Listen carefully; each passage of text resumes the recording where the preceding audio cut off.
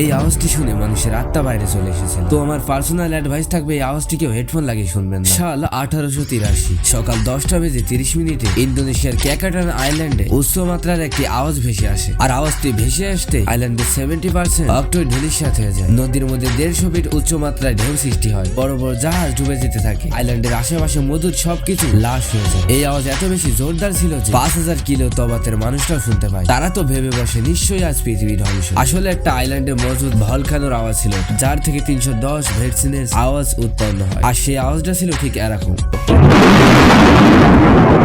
তো কেমন লাগলো এই আওয়াজ সেটা কমেন্ট করে জানান। গাইস, আমার চ্যানেলে সাবস্ক্রাইব খুবই কম, আপনারা সবাই একটা করে সাবস্ক্রাইব করে দিন।